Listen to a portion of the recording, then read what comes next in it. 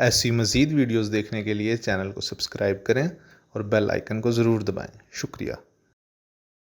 حضرت ابو ہریرہ رضی اللہ تعالیٰ عنہ سے روایت ہے کہ رسول اکرم نے فرمایا ان لوگوں کی دعائیں رد نہیں ہوتی۔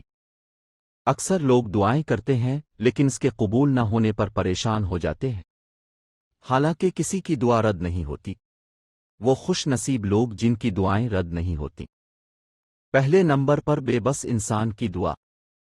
انسان کی زندگی میں ایسے لمحات بھی آتے آؤکے جب وہ بالکل بے بس ہو جاتا ہے تو اس وقت اللہ تعالیٰ اس کی دعا قبول کر لیتا ہے۔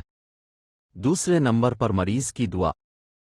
جب مرض حد سے زیادہ بڑھ جاتا ہے تو انسان بے بس ہو جاتا ہے، اس وقت اللہ کی ذات اس کے لیے نرم ہو جاتی ہے۔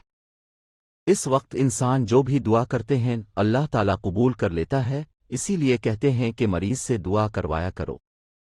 تیسرے نمبر پر مسافر کی دعا۔ انسان کا جسم راحت کا خواہش مند ہوتا ہے، لیکن حالت سفر میں مسافر جو بھی دعا کرتا ہے اللہ تعالیٰ اس کو رد نہیں کرتا۔ چوتھے نمبر پر باپ کی دعا۔ اولاد اللہ کی نعمت ہے۔ اللہ تعالیٰ جس سے یہ نعمت عطا فرماتا ہے اس پر ذمہ داریاں بھی بڑھا دیتا ہے۔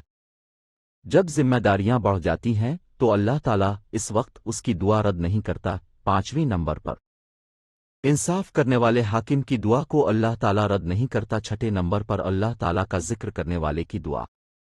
جو بندہ اللہ کا بن جاتا ہے تب اللہ بندے کا ہاتھ بن جاتا ہے۔ ساتویں نمبر پر میدان جنگ میں اللہ کی راہ میں لڑنے والے سپاہی جب وہ مشکل حالات سے گزر رہا ہوتا ہے اس وقت وہ جو بھی دعا کرے اللہ رد نہیں کرتا۔ آٹھویں نمبر پر روزہ دار کی دعا اللہ تعالیٰ کبھی رد نہیں کرتا۔ نویں نمبر پر جو دعا اپنے مسلمان بھائی کی عدم موجودگی میں کی جائے اللہ تعالیٰ اس دعا کو رد نہیں کرتا۔